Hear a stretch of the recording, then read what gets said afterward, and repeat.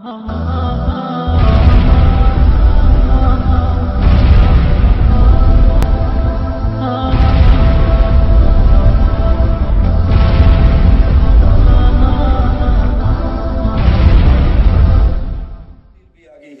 اگلی بات کہتے ہیں اللہ کی ذات موجود ہے. اچھا بتائیں پھر خدا کہاں موجود ہے؟ علماء دیوبند علماء اہل سنت والجماعت کا عقیدہ ہے اللہ کی ذات موجود ہے اور ہر جگہ پر موجود ہے. خدا کی ذات موجود ہے، ہر جگہ موجود ہے، موجود بلا مکان ہے، حاضر اور ناظر ہے اور ہر جگہ پہ ہے. علماء کے لیے میں کہتا ہوں کہ پوچھے خدا کہاں ہے، کو موجود بلا مکان ہے. طلباء سے پوچھے خدا کہاں ہے، تم کو خدا حاضر اور ناظر ہے. عوام سے پوچھو خدا کہاں ہے، وہ کہ جی ہر جگہ پہ موجود ہے. جیسی بندے کی سطح ہو اس کے مطابق الفاظ کو لائے جاتے ہیں. موجود بلا مکان کو عوام نہیں سمجھتی، موجود بلا مکان علماء جواب دے دے، لیکن عام حضرات کے لیے جواب کیا ہے؟ اگر کوئی پوچھے خدا کہاں پر ہے، کیا جواب دیں گے؟ اللہ ہر جگہ پہ موجود ہے. اس پر قرآن کریم میں دلائل تو بہت ہے. اللہ کی ذات ہر جگہ پہ موجود ہے. وَلِلَّهِ الْمَشْرِقُ وَالْمَغْرِبُ فَإِنَّمَا تَوَلُّوا فَثَمَّ وَجْهُ اللَّهِ. اللہ قرآن کریم میں فرماتے ہیں مشرق بھی خدا کا، مغرب بھی خدا کا، تم جدھر منہ کرو گے خدا وہاں پہ موجود ہوگا. وَهُوَ اللَّهُ فِي السَّمَاوَاتِ وَفِي الْأَرْضِ. اللہ آسمان پر بھی ہے، اللہ زمین میں بھی ہے، اللہ ہر جگہ پہ موجود ہے. وَإِذَا سَأَلَكَ عِبَادِي أَنِّي فَإِنِّي قَرِيبٌ.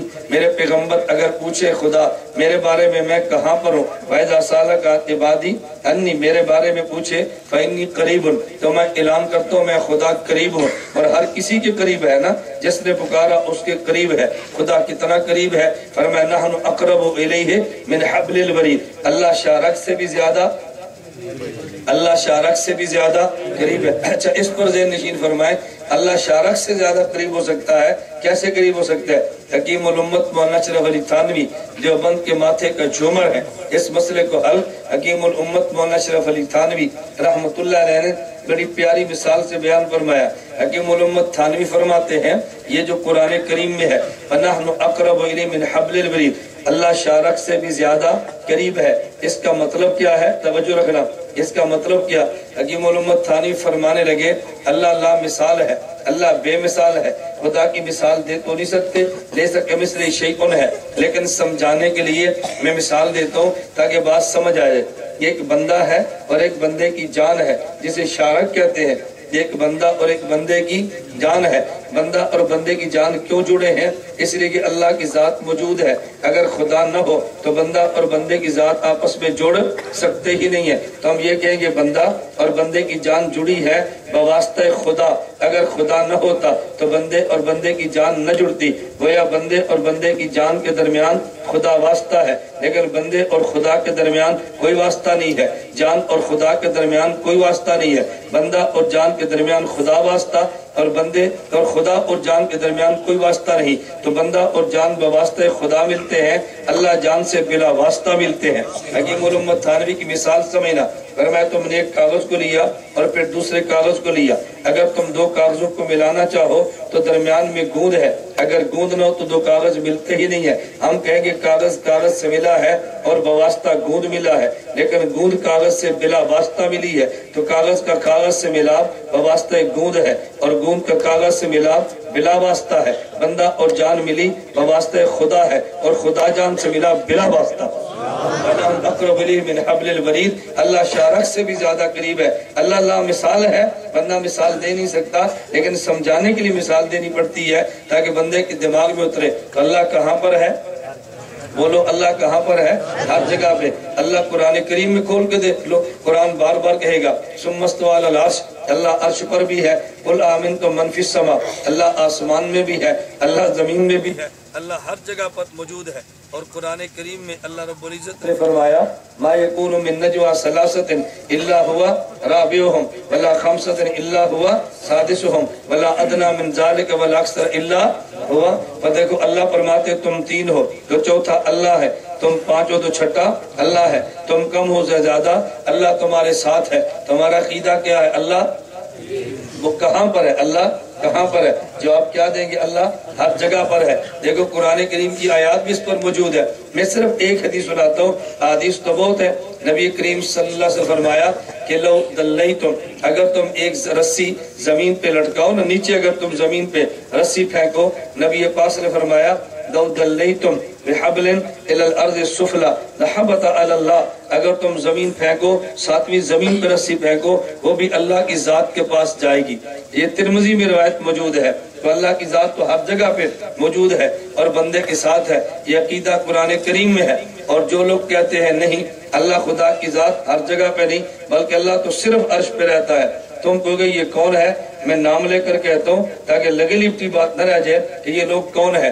غیر مقلد جسے تم اہل حدیث کہتے ہو، جماعت الدعوہ کہتے ہو، لشکر طیبہ کہتے ہو، سارے نام ذہن میں رکھ لو تاکہ تم سے کوئی بات چھپی نہ رہے۔ میری بات پہ یقین نہ کرو، کل ان سے پوچھنا، وہ تمہیں کہیں گے کہ نہیں بھائی اللہ تو عرش پر ہے، اللہ ہر جگہ پہ نہیں۔ ہمارا کیا عقیدہ ہے؟ اللہ کہاں پر ہے؟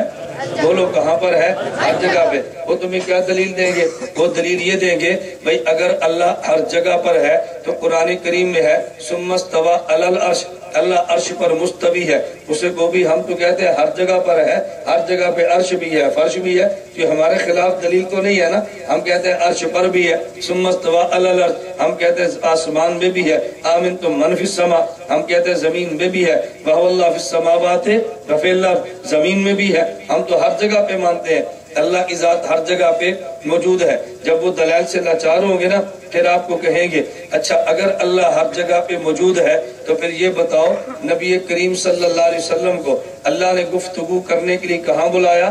عرش پہ بلایا۔ اگر اللہ ہر جگہ پر موجود ہے تو گفتگو کرنے کے لیے خدا نے حضور کو عرش پہ کیوں بلایا؟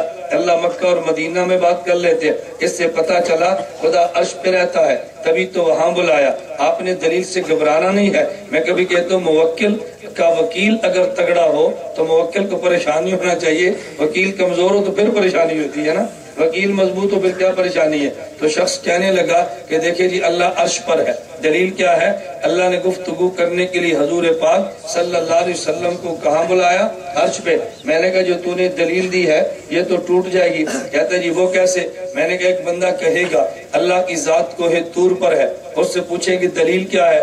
وہ کہے گا موسیٰ علیہ السلام سے جب اللہ نے بات کرنی ہوتی تو کوہ طور پہ بلاتے، تو کوہ طور پہ بلا کے بات کرنا اس بات کی دلیل ہے، خدا کوہ طور پر ہے۔ تو کیا جواب دے گا؟ ایک تیسرا بندہ کہے گا اللہ ہمارے محلے کی مسجد میں رہتا ہے، ہم پوچھیں گے تیری دلیل کیا ہے؟ وہ کہے گا جب آدمی نے بات اللہ سے کرنی ہو تو بندہ نماز پڑھتا ہے اور جب نماز پڑھنی ہو تو مسجد میں جاتا ہے، اگر اللہ مسجد میں نہیں ہے تو کس سے بات کرنے کے لیے گیا ہے؟ تو کیا جواب دے گا؟ اب اس کو اس کا جواب تو نہیں آیا۔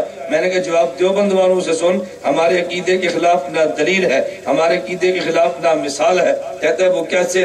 میں نے کہا دیوبند والے کہتے ہیں خدا کی ذات ہر جگہ پہ، خدا کی ذات ہر جگہ پہ موجود ہے، باقی کس بندے سے گفتگو کہاں کرنی ہے اس کے لیے اللہ بندے کی حیثیت کے مطابق جگہ کا انتخاب کرتے ہیں۔ اگر بندہ مجھ اور آپ جیسا ہے تو انتخاب مسجد کا ہوتا ہے، اگر بندہ موسیٰ کلیم جیسا ہے انتخاب طور سینا کا ہوتا ہے، اگر بندہ محمد حبیب جیسا ہے انتخاب عرش معلیٰ کا ہوتا ہے۔ یہ دیکھ رہے ہیں جس بندے سے گفتگو کرنی ہے وہ بندہ کیسا ہے۔ اگر بندہ مجھ اور آپ جیسا ہے تو انتخاب مسجد کا ہے، بندہ موسیٰ کلیم جیسا ہے تو انتخاب طور سینا کا ہے، اور بندہ حضور حبیب جیسا ہے صلی اللہ علیہ وسلم تو انتخاب پھر عرش معلیٰ کا ہے۔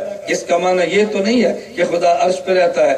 میں سمجھانے کے لیے مثال دیتا ہوں، آپ حضرات سامعین محسوس نہ فرمائیں تو ناراض نہ ہوں۔ میں سمجھانے کے لیے کہتا ہوں دیکھو سپیکر کی آواز ادھر بھی آ رہی ہے، سپیکر کی آواز ادھر بھی آ رہی ہے، پھر سٹیج سے اعلان کرتے ہیں علماء کرام یہاں تشریف لیں۔ اب کوئی بندہ کہے ادھر بھی تو آواز آ رہی ہے نا، علماء کرام کو پیچھے جوتی میں بٹھا لیتے، کیا فرق پڑتا تھا؟ آپ نے فوراً کہنا بھئی آواز ادھر بھی ہے آواز ادھر بھی ہے، لیکن یہ دیکھنا ہے کہ جو بندہ آیا اس کی حیثیت کیسی ہے، کسی کی حیثیت وہاں والی ہے کسی کی حیثیت یہاں والی ہے۔ اس کا مطلب یہ تو نہیں کہ آواز پیچھے نہیں جا رہی، اور بات سمجھ آئی؟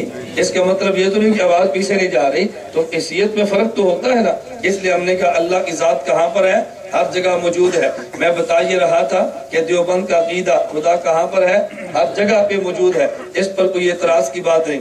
ایک بندہ مجھے کہنے لگا اچھا اگر اللہ کی ذات ہر جگہ پہ موجود ہے تو ہمارا ایک سوال ہے میں نے کہا بڑے شوق سے کریں، آپ سوال کریں ہم جواب دیں گے، پھر ہم سوال کریں پھر آپ جواب دیں، صرف سوال کریں ہی نہ سوال سنیں بھی۔ بعض لوگوں کو سوال کرنے کا شوق ہوتا ہے، جواب سننے کی ہمت نہیں ہوتی۔ جب سوال کرتے ہیں تو وہ سمجھتے ہیں جبریل بھی اتر آئے تو آج جواب نہیں آنا، اور جب جواب دیں تو پھر ان کا چہرہ دیکھنے والا ہوتا ہے۔ اس لیے ہم کہتے ہیں جس شوق سے سوال کرو اسی شوق سے جواب بھی سنا کرو، یا سوال کرنے چھوڑ دو یا جواب سننے کی ہمت بھی پیدا کرو، اس میں کوئی دوسری رائے تو نہیں ہے نا۔ اللہ میں بات سمجھنے کی توفیق عطا فرمائے۔ ایک شخص کہنے لگا اگر اللہ کی ذات ہر جگہ پر موجود ہے تو بتائیں کیا اللہ بیت الخلاء میں بھی ہے؟ الیاذ باللہ، کیا اللہ سینمے میں بھی ہے؟ کیا اللہ لیٹرین میں بھی ہے؟ اب آپ تو استغفر اللہ کہیں گے لیکن آپ سے جواب نہیں بننا۔ ہم نے استغفر اللہ تو کہنا یعنی کہ، لیکن ہم نے جواب اس کا دینا ہے کیونکہ ہمارے ذمہ اس کا جواب ہے نا۔ اچھا جی، اگر اللہ کی ذات ہر جگہ پر موجود ہے تو کیا آپ بتائیں اللہ بیت الخلاء میں بھی موجود ہے؟ میں نے فوراً سے پوچھا بیٹا یہ بتا، مجھے یہ بتا کیا تو نے کچھ قرآن پڑھا ہے؟ وہ نوجوان کہنے لگا الحمدللہ میں تو قرآن کا حافظ ہوں۔ پہلے یہ ہمارا سنی تھا، بعد میں لشکر طیبہ سے ٹریننگ کی تو غیر مقلد ہو کر واپس آیا، تو واپس آ کر یہ اعتراضات کرنے لگا میں جو رونا روتا ہوں میں تمہیں کیسے سمجھاؤں، آپ ذرا سمجھتے نہیں ہیں۔ اور کہتا ہے جی وہ مجاہد ہے، ہم بھی مجاہد ہیں، ہم نے تو مجاہد سمجھ کر اس کا خیال کیا، اور یہ تو دیکھ عقیدہ بھی تجھ سے ملتا یا نہیں ملتا، جہاد تو عقیدے کے لیے ہے، اگر عقیدے باطل ہے تیرے جہاد کو خدا کرے گا کیا؟ اپنی اولاد کو سنبھالو، اپنی اولاد کو بد عقیدہ لوگوں سے بہت دور رکھو، اپنی اولاد کا خیال کرو، ورنہ قیامت کو خدا نے پوچھ رہے ہیں کہ تم نے اپنی اولاد کا، اپنے اہل و عیال کا، اپنے تعلق والوں کا عقیدہ کیوں ٹھیک نہیں کیا تھا؟ وہاں پہ کیا جواب دیں گے؟ خیر وہ لڑکا یہاں سے ٹریننگ کی، واپس گیا اور بدل گیا۔ میں باللہ العظیم قسم باللہ یہ بات کہہ رہا ہوں، واپس گیا تو مجھ پر اعتراض کرنے لگا اچھا یہ بتائیں اگر اللہ ہر جگہ پر موجود ہے تو کیا لیٹرین میں بھی ہے؟ اب اس کا مطلب یہ ہے اس کو یہاں معسکر میں یہ سوال سکھایا گیا تبھی واپس سوال سمجھ کر گیا نا۔ تم نے بیٹا بھیجا کشمیر کے جہاد کے لیے، انہوں نے اس کو ملحد بنا کے واپس بھجوا دیا، تو کیا کیا تم نے کشمیر کے جہاد کے اوپر؟ کون سا احسان کر لیا؟ اپنے بچوں کے عقیدے برباد مت کرو، اپنے مذہب اہل سنت والجماعت والے علماء کے ساتھ اولاد کو بھیجا کرو کہ اس کے لیے تبلیغی جماعت موجود ہے، اپنے مجاہدین موجود ہے، اپنے مدارس موجود ہے، باطل کے ساتھ ضرور اولاد بھیجنی ہے۔ خیر وہ لڑکا کہنے لگا یہ بتائیں اللہ ہر جگہ پر موجود؟ میں نے کہا جی ہر جگہ پہ موجود۔ پھر کہنے لگا اگر ہر جگہ پر موجود ہے تو بتائیں کیا بیت الخلاء میں بھی ہے؟ میں نے پوچھا بیٹا تو بتا کیا تو نے کچھ قرآن پڑھا ہے؟ کہتا جی الحمدللہ میں تو پورے قرآن کا حافظ ہوں۔ میں نے کہا پھر تو مسئلہ سمجھانا تجھے بہت آسان ہوگا۔ کہتا جی الحمدللہ میں قرآن کا حافظ ہوں۔ میں نے کہا اس کا مطلب یہ ہے کہ تیرے سینے میں قرآن محفوظ ہے تبھی حافظ ہوگا نا۔ حافظ تو وہی ہوتا ہے کہ جس کے سینے میں قرآن محفوظ ہو۔ کہتا جی الحمدللہ۔ میں نے کہا اچھا یہ بتا کیا تیرے سینے میں قرآن موجود بھی ہے؟ مجھے کہتا جی نہیں۔ میں نے کہا موجود کیوں نہیں ہے؟ کہتا سینے میں تو قرآن موجود نہیں ہے۔ میں نے کہا تو نے کہا محفوظ ہے۔ میں نے پوچھا موجود ہے؟ کہتا ہے نہیں۔ میں نے کہا یار تو کیسا کم عقل ہے، کوئی بندہ کہے میرے گھر میں گندم موجود تو نہیں محفوظ ہے، میری جیب میں پیسے موجود تو نہیں محفوظ ہے، میرے بینک میں 1 لاکھ روپیہ موجود تو نہیں لیکن محفوظ ہے، اس بندے کو عقل مند کہہ سکتا ہے میرے سینے میں قرآن موجود نہیں ہے لیکن محفوظ ہے؟ موجود ہوگا تو محفوظ ہوگا نا، موجود نہیں ہوگا تو محفوظ ہوگا کیسے؟ کہتا جی ہاں مجھے سمجھ آ گئی۔ میں نے کہا تجھے سمجھ ساری آنی ہے، ماننا تو نہیں اپنی مرضی سے ہے۔ کہتا جی ہاں میرے سینے میں قرآن موجود ہے۔ میں نے کہا اگلی بات بتا کیا اس قرآن کریم کو بیت الخلاء میں لے کر جانا جائز ہے؟ کہتے بالکل ناجائز ہے، حرام ہے۔ میں نے کہا اچھا یہ بتا تو کبھی بیت الخلاء جاتا ہے تجھے ضرورت پڑتی ہے تو فرشتہ ہے؟ کہا نہیں جی بیت الخلاء تو میں جاتا ہوں۔ میں نے کہا جب تیرے سینے میں قرآن موجود بھی ہے اور قرآن کو بیت الخلاء میں لے کر جانا گناہ بھی ہے تو جب تو بیت الخلاء میں جاتا ہے تو سینہ پھاڑ کے قرآن باہر رکھ کے پھر بیت الخلاء میں جاتا ہے؟ تو سینہ پھاڑ کے قرآن باہر رکھ کے پھر بیت الخلاء میں جاتا ہے؟ مجھے کہتے ہیں جی نہیں۔ میں نے کہا پھر سینے میں قرآن موجود بھی ہے، بیت الخلاء میں لے جانا حرام بھی ہے، تو بیت الخلاء میں جاتا ہے پھر قرآن کہاں ہوتا ہے؟ مجھے کہنے لگا کہ میرے سینے میں قرآن موجود ہے لیکن وجود اور جسم سے پاک ہے۔ میں نے کہا اللہ بھی ہر جگہ موجود ہے لیکن وجود اور جسم سے پاک ہے۔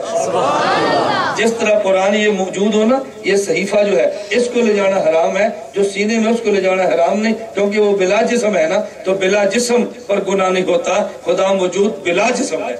خدا موجود بلا جسم ہے. میں نے کہا اور کچھ سوال کرو ہمیں پتا چلے. میں بتا یہ رہا تھا کہ دیوبند کا عقیدہ کیا ہے؟ اللہ کی ذات کہاں موجود ہے؟ ہر جگہ موجود ہے. دیکھو نقل عقل دونوں اس کے مطابق چلتی ہے. دیوبند کا عقیدہ بالکل عقل کے خلاف بھی نہیں اور نقل کے خلاف بھی نہیں.